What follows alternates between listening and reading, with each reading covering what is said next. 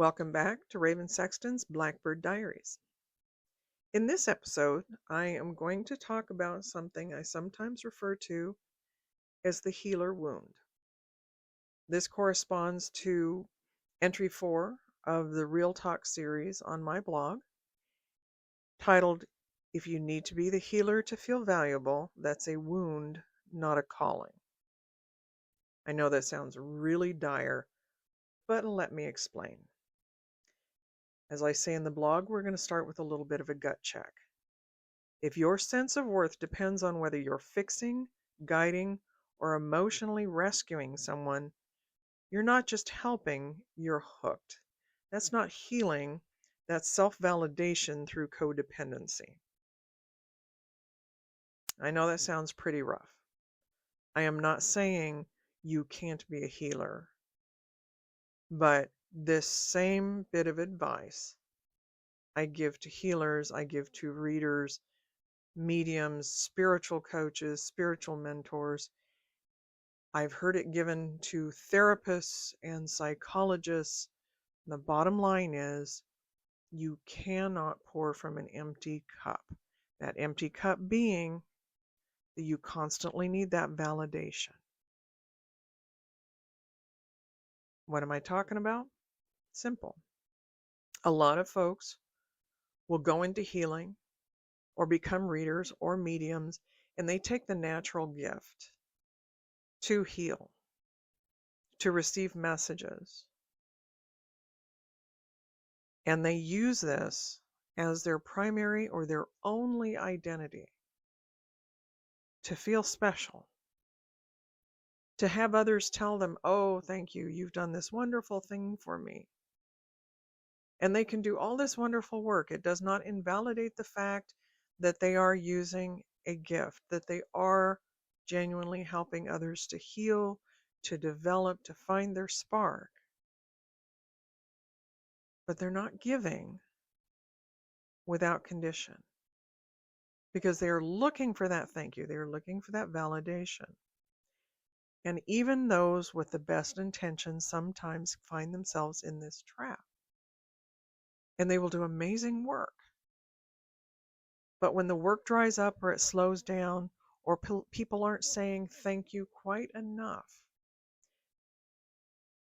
they feel that hit to their self-worth, to their self-esteem. Am I not doing enough? Am I not special enough? Oh, but I can do this, this, and this. And they're not catching on to the fact that this indicates a wound that they need to work through. That there is something that they need to have validated constantly from outside. And the most valuable healer, the most valuable spiritual giver, the mentor, finds a peace in themselves, works on their self-worth, their self-esteem. They have a full cup to give from. So this obviously gets very tricky, whether you're coaching or healing or anything else. I hear people say, I am so drained when I'm done with this. This takes so much out of me. And I've talked about this before with the empath that is so, oh, woe is me. Again, there is a wound here because we can get worn out doing this work, but it's a good kind of worn out when you are coming from a healthy place.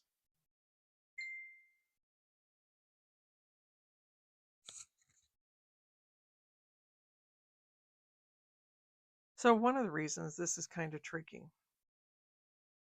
is because that praise that we get from others, that validation from others, is rooted in some truth. But here's something to think about.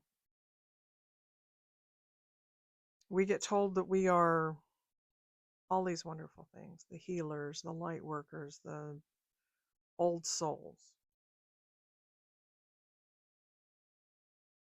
but we start to hang our worth on that. The wound that we need to address is the belief that unless you're useful, you're worthless, that you've lost your talent when you haven't. It's easy to become dependent on needing that validation more and more and more. And when you're doing it from your heart center, for its own sake, that is enough. Because that's not a spiritual calling, that's survival strategy. So here's some questions to think about. Can you feel valuable when no one is leaning on you? Now here's a hard one. I know I've struggled with this one in the past until someone very bluntly and helpfully made me see it. Can you sit with someone's pain without rushing to fix it? Can you simply sit and listen? And I'll give you a hint. When you try to do this, keep something in mind. Not the cure, not the fix, but what they need is your faith in them to already have the answer and to recognize it as they talk to you and as they share.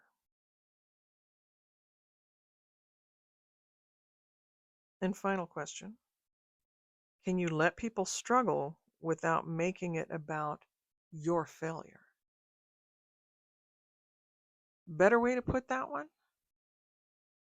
Not all healing is quick. Even working with a healer, they do the work. As healers, we are facilitators. We are guides. We are coaches. We help them to heal themselves. We can't take them by the hand and drag them through it.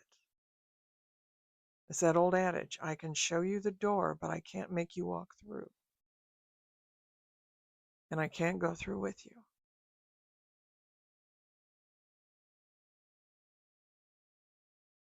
If you can say yes to these, if you can sit down and genuinely say, I am valuable.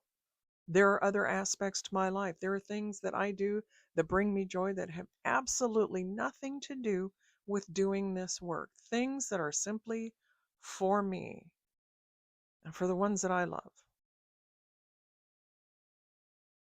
That's healing.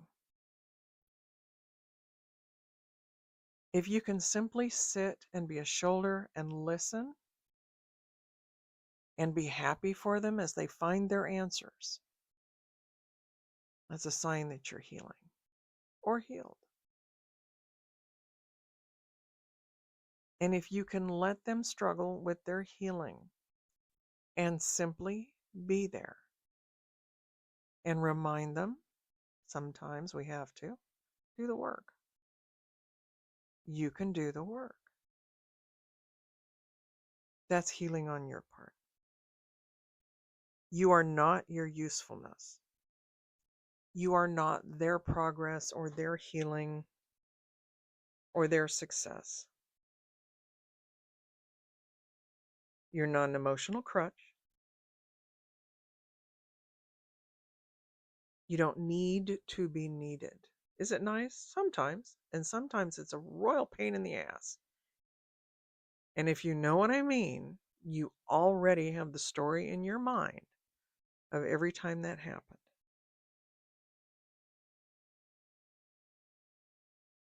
Now, here's the part that I really had to think about when I wrote it.